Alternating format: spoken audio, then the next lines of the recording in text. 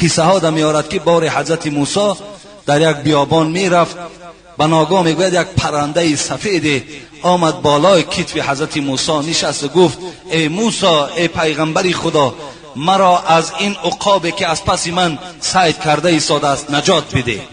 خواستن رحم حضرت موسی را سنجند. حضرت موسی در حال میگوید این پرنده سفید گرفت و در آستینش انداخت.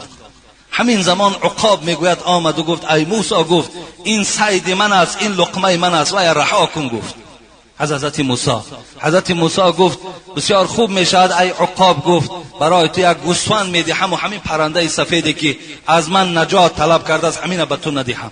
گفت نه، گوشت گوسفند برای من خوب نیست. گفت بسیار نیک میشود. گفت ای عقاب، از همین ران گوشت پای خود به تو میدهم، لیکن رحم بر همین پرنده بکن.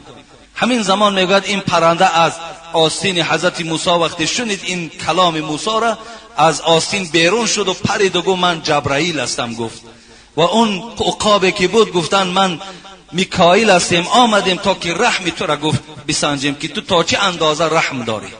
از این خاطر مسلمان باید رحم داشته باشد، مسلمان باید شفقت داشته باشد.